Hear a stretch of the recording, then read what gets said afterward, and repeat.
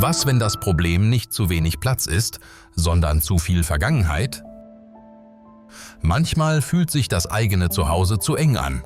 Nicht, weil der Platz fehlt, sondern weil sich zu viel Vergangenheit angesammelt hat. Im Laufe der Jahre häufen wir Dinge an. Dinge, die uns einst Freude bereiteten, nützlich waren, Erinnerungen trugen. Und dann merken wir benutzen sie gar nicht mehr. Sie liegen nur noch da, still. Aber wir bewahren sie trotzdem auf. Zur Erinnerung, für alle Fälle, weil es zu schade ist zum Wegwerfen. Wir schließen die Augen, wenn wir den überfüllten Schrank öffnen, verschieben das Sortieren der Unterlagen, ignorieren die chaotische Hausapotheke. Und innerlich wächst etwas anderes. Das Gefühl von Schwere, von Stillstand. Das Leben geht weiter. Aber wenn das Zuhause zum Lager wird, dann wird es schwer, frei zu atmen. Nicht nur äußerlich, auch innerlich. Dieses Video geht nicht um Aufräumen und auch nicht um Trends oder Tipps. Es geht um Freiheit, um innere Leichtigkeit.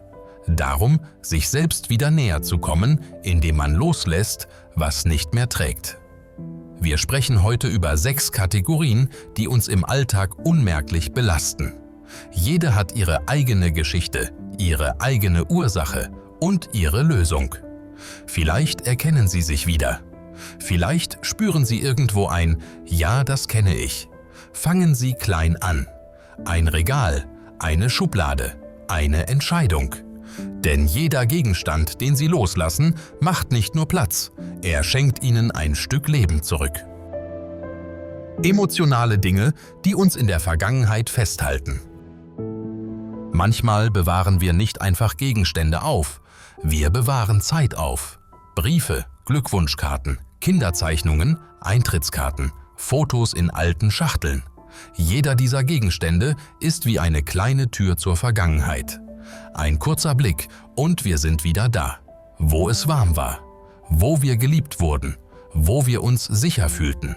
Und das wäre vielleicht in Ordnung, wenn diese Türen nicht irgendwann den Weg ins Heute versperren würden. Bei Bernhard, 78 Jahre, stand ein ganzes Stockwerk voll mit Kisten. Seit dem Tod seiner Frau hatte er nichts angerührt. Er wusste, was in den Kartons war, doch er fürchtete, dass das Sortieren den Abschied noch einmal aufreißen würde. Dann kam seine Enkelin zu Besuch und plötzlich gab es keinen Platz zum Schlafen. Bernhard erkannte, wenn Leben weitergehen soll, muss man Vergangenes nicht vergessen, aber man muss es loslassen dürfen. Was kann helfen? Hier sind 3 Schritte, die Bernhard geholfen haben und vielleicht auch Ihnen helfen können. Erstens. Fotografieren Sie, was Ihnen wichtig ist. Ein digitales Erinnerungsalbum ist leichter als 20 Kisten. Zweitens. Schreiben Sie Erinnerungen auf. Ein Satz, eine kleine Geschichte. So bleibt die Bedeutung, auch ohne das Ding selbst. Drittens. Wählen Sie einige wenige Stücke aus und stellen Sie sie sichtbar auf. Erinnerungen dürfen leuchten, nicht verstauben. Brunhilde, 74 Jahre, trennte sich von 17 Kisten. Aber sie behielt ein kleines Regal, eine Puppe aus Kindertagen, die Medaille ihres Mannes, ein gesticktes Bild ihrer Tochter. Sie sagte: „Jetzt, wenn ich in den Schrank sehe, sehe ich, was ich liebe, nicht wovor ich Angst habe, es zu vergessen.“ Denn das ist die Wahrheit. Erinnerungen leben nicht in Dingen. Sie leben in uns. Und sie bleiben, selbst wenn das Regal leerer wird. Gefährliche Hausapotheke, abgelaufene Medikamente und alte Pflegeprodukte. Manche Dinge bewahren wir besonders gewissenhaft auf, weil sie einst wichtig waren, weil sie helfen sollten, weil sie Sicherheit gaben. Medikamente, Salben, Tropfen, Cremes. Doch mit der Zeit wird aus der Hausapotheke ein Sammelsurium, ein Archiv vergangener Beschwerden. Und wenn es ernst wird, greifen wir hinein und finden keine Hilfe, sondern Risiko. Klaus, 66 Jahre, bekam nachts plötzlich starke Schmerzen in der Brust. Er erinnerte sich an die Nitrosprayflasche vom Kardiologen. Er fand sie, aber sie war 3 Jahre abgelaufen. Zum Glück war ein Nachbar da, der sofort den Notarzt rief. Klaus hat überlebt, aber er hat seine Hausapotheke danach grundlegend verändert. Was viele nicht wissen: Abgelaufene Medikamente können gefährlich sein. Manche verlieren ihre Wirkung, andere verändern ihre chemische Struktur und schaden. Und es geht nicht nur um Tabletten. Auch alte Cremes, angebrochene Fläschchen, vergessene Salben können mit der Zeit Keime bilden. Gerade bei empfindlicher Haut ist das riskant. Frieda, 70 Jahre, klagte über juckende Haut. Der Arzt fragte nach ihrer Gesichtspflege. Sie benutzte eine Creme, die seit 5 Jahren offen war. Ich dachte, sie riecht noch gut, also ist sie okay. Aber ihre Haut reagierte anders. Was hilft? Erstens: Etablieren Sie einen festen Kontrollrhythmus. 2-mal im Jahr, am besten beim Wechsel von Sommer auf Winterzeit. Markieren Sie es im Kalender. Machen Sie ein kleines Ritual daraus. Zweitens: Achten Sie nicht nur auf das Datum, sondern auch auf den Zustand. Wenn das Etikett unleserlich ist, der Deckel bröckelt oder der Inhalt verändert aussieht, entsorgen. Drittens: Beziehen Sie Familie oder Freunde mit ein. Gerade wenn Sie viele Medikamente nehmen, kann ein zweites Augenpaar hilfreich sein. Es gibt praktische Apps, die erinnern, wenn etwas ersetzt werden muss. MediSafe, MyTherapy oder ganz klassisch ein Aufkleber auf der Innenseite der Schranktür mit dem nächsten Prüftermin. Vergessen Sie auch Kosmetik nicht: Mascara, Lippenstift, Sonnencreme, Fußbalsam. Was älter als 12 Monate ist und selten benutzt wird, sollte gehen.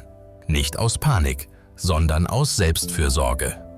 Heinz, 72 Jahre, sortierte nach Jahren seine Schublade aus. Er behielt 4 Medikamente, aktuell, notwendig, eindeutig gekennzeichnet. Den Rest brachte er zur Apotheke zur fachgerechten Entsorgung.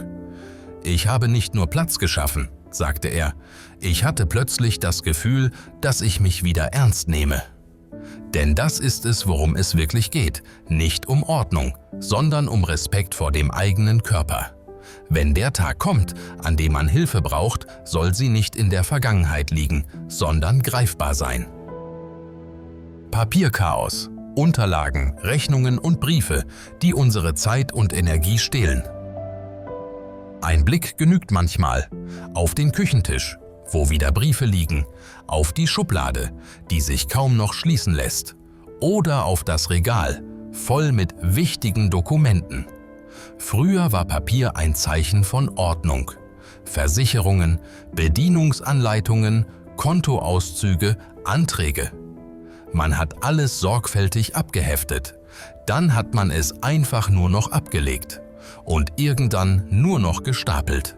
Denn wegwerfen könnte ja noch wichtig sein. Elke, 73 Jahre, hatte eine Kiste mit der Aufschrift »Wichtig«. Darin war alles, von Steuerbescheiden aus den 80ern bis zu Gebrauchsanleitungen für Geräte, die längst entsorgt waren. Als sie ihre Versicherungspolice suchte, suchte sie 3 Tage und fand sie nicht. Ich dachte, ich bewahre alles für den Überblick auf, aber eigentlich habe ich ihn dadurch verloren, sagte sie. Was wir selten bedenken: Papierchaos ist nicht nur ein Platzproblem, es ist ein Kopfdruck. Jedes Dokument, das wir nicht einordnen, bleibt als Gedanke offen. Wie ein Fenster, das wir im Kopf nicht schließen können. Das nennt man mentale Last und sie macht müde, ohne dass wir es merken. Was hilft? Ein einfaches System, das wirkt, wenn man es regelmäßig anwendet. 15 Minuten Papierzeit. Jeden Tag. Timer stellen. Nur 15 Minuten. Alles durch 3 Stapel sortieren. Erledigen, aufbewahren, wegwerfen. Wichtige Dokumente digitalisieren. Mit dem Smartphone. Apps wie Genius Scan oder Adobe Scan machen das einfach. Und wenn möglich, alles, was Sie nicht wöchentlich brauchen, online speichern. In einer einzigen digitalen Mappe. Patricia, 74 Jahre, bewahrt jetzt nur noch eine kleine Box mit Originaldokumenten auf. Der Rest ist eingescannt oder entsorgt. Ich dachte, ich werde es bereuen, Dinge wegzuwerfen, sagte sie. Aber ich vermisse nichts. Ich habe etwas gewonnen, Zeit, Übersicht und Ruhe. Noch ein wichtiger Punkt: Persönliche Dokumente sollten nie ungeschützt in den Müll. Zerkleinern Sie alles, was Ihren Namen, Ihre Adresse oder Kontodaten enthält.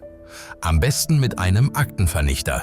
Und stellen Sie sich die Frage: Welche Papierstapel gibt es bei Ihnen, die Sie seit Jahren nicht mehr angerührt haben?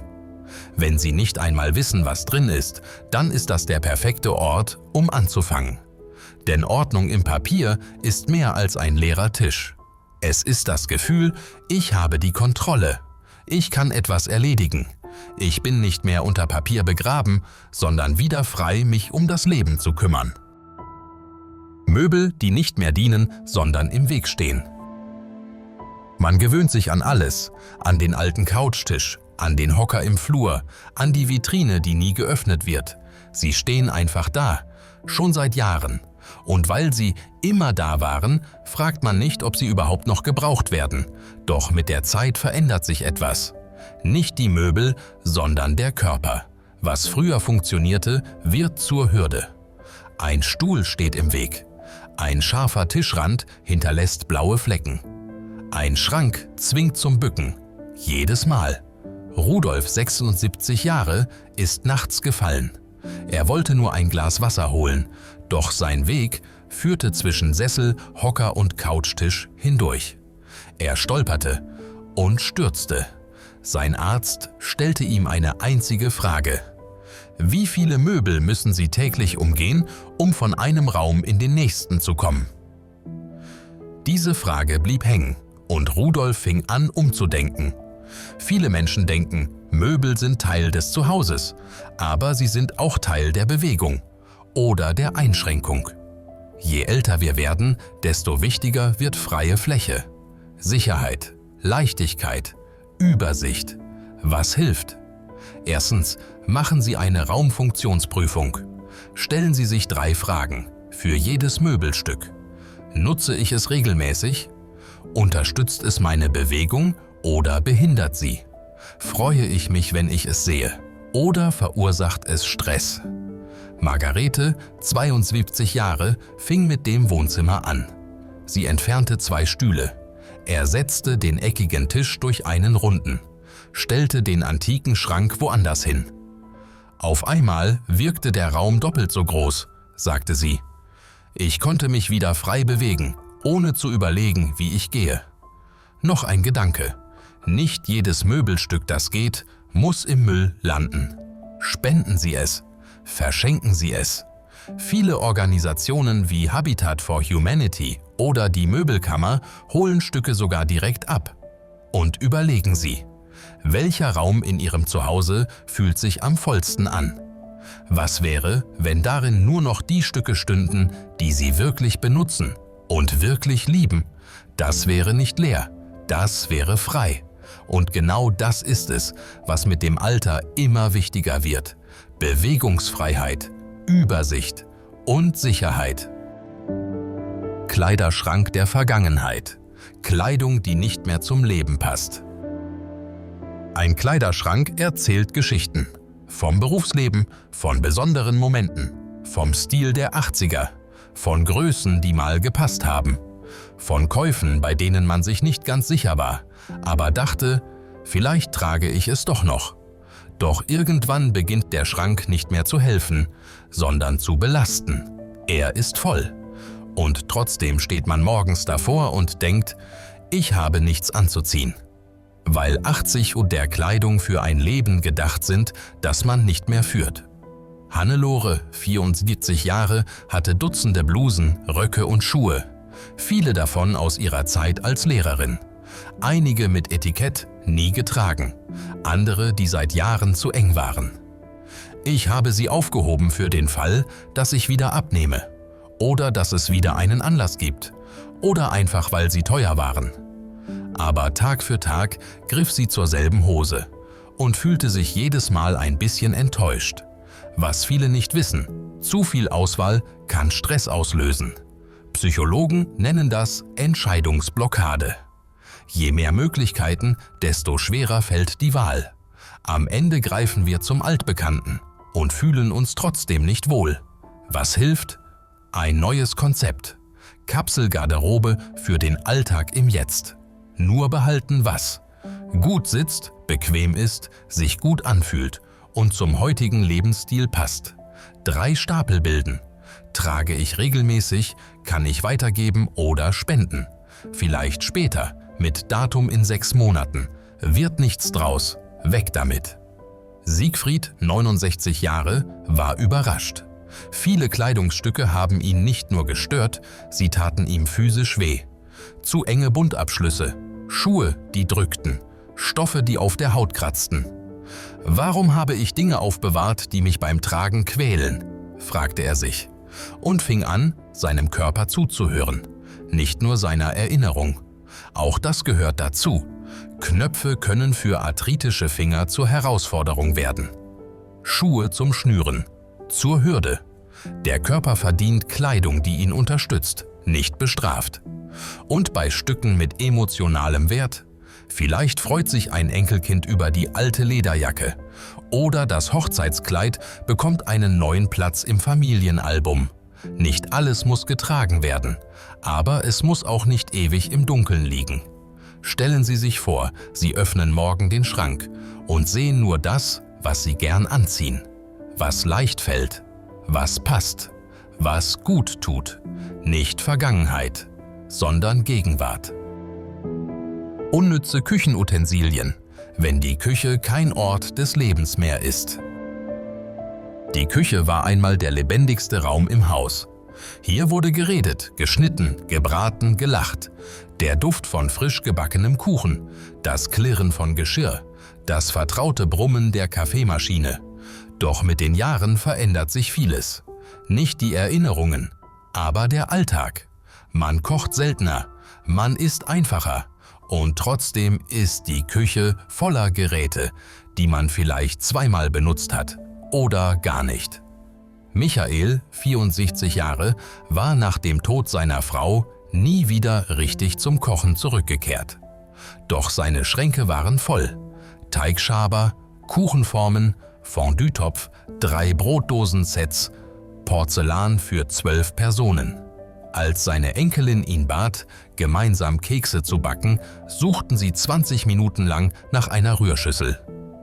Ich musste erst einen halben Schrank ausräumen, um an das Nötigste zu kommen, erzählte er. Und dann wurde ihm klar, die Küche war kein Ort des Lebens mehr. Sie war ein Lager. Was hilft? Ein Ansatz, der Klarheit bringt, heißt Zonenprinzip für die Küche. Aufteilen in Nutzungszonen. Täglicher Gebrauch, Backen, Vorrat, seltene Anlässe. Nur das griffbereit lagern, was wirklich regelmäßig verwendet wird. Alles andere nach oben, unten oder ganz weg. Ehrlich fragen. Wenn ich nächste Woche in eine Wohnung mit der Hälfte an Stauraum ziehen müsste, was würde ich wirklich mitnehmen? Michael behielt einen Satz Alltagsgeschirr. Er spendete 2 Elektrogeräte, die er nie benutzt hatte. Und er sortierte so um, dass er sich ohne Strecken, Heben oder Bücken zurechtfand. Plötzlich hat mir das Kochen wieder Spaß gemacht, sagte er, weil es einfach wurde. Im Alter zählen andere Dinge. Schwere Pfannen sind unbequem, Kleinteile unübersichtlich, zu hohe Regale gefährlich. Und warum sollte das schöne Geschirr auf den besonderen Moment warten? Warum nicht heute? Warum nicht bei einem einfachen Mittagessen? Gisela, 71 Jahre, sagte, ich hatte so viele Küchenutensilien für Gäste, aber keinen Platz für mich. Und das trifft es genau. Die Küche soll kein Raum der Vergangenheit sein, sondern ein Ort, der uns heute unterstützt. Ein Ort, an dem wir uns wohlfühlen. Ohne Umstände, ohne Suchen, ohne Frust. Denn wie wir essen, wie wir kochen, wie wir leben, beginnt oft genau hier. Ein Zuhause, das wieder atmet. Freiheit durch Loslassen. Ein Zuhause ist mehr als Wände, Möbel und Dinge. Es ist ein Spiegel. Es zeigt, wie wir leben und manchmal auch, was wir festhalten, obwohl wir längst weitergehen könnten. Wenn das Haus sich eng anfühlt, wenn jeder Schrank überquillt, wenn die Dinge nicht mehr helfen, sondern stören, dann ist das kein Zeichen von Chaos. Es ist ein stiller Ruf nach Veränderung. Jede Kategorie, die wir heute durchdacht haben, war ein Schritt zurück zu mehr Klarheit. Emotionale Dinge, weil Erinnerungen in uns leben, nicht in Kisten. Die Hausapotheke, weil Fürsorge bei den kleinen Dingen beginnt. Papierberge, weil unsere Zeit zu kostbar ist für alte Zettel. Möbel, weil wir Raum zum Bewegen brauchen, nicht zum Ausweichen. Kleidung, weil unser Körper Respekt verdient, nicht alte Größen. Küchenchaos, weil der Alltag einfach sein darf. Sie müssen nicht alles auf einmal ändern. Nicht heute, nicht diese Woche. Fangen Sie dort an, wo es sich richtig anfühlt. Ein Regal, eine Lade, ein einzelnes Stück. Denn mit jedem Teil, das geht, kommt etwas anderes. Luft, Bewegung, Freiheit. Friedrich, 68 Jahre, sagte einmal: Als ich die Dinge gehen ließ, hatte ich das Gefühl, zum ersten Mal seit Jahren wieder Platz zum Atmen zu haben, in der Wohnung und in mir. Und vielleicht ist genau das größte Geschenk, das wir uns selbst im Alter machen können. Nicht mehr tragen, was nicht mehr trägt. Wenn Sie bis hierher mitgedacht, mitgefühlt und mitgelesen haben, dann war dieses Video für Sie. Und vielleicht auch für jemanden, den Sie kennen. Wenn Sie möchten, dass mehr Menschen mit Leichtigkeit leben können, unterstützen Sie uns mit einem Like und einem Abonnement. So helfen Sie uns, diese Gedanken weiterzugeben. Still, freundlich und wirksam. Und bis zum nächsten Mal für ein Leben mit Würde, Klarheit und Raum zum Atmen.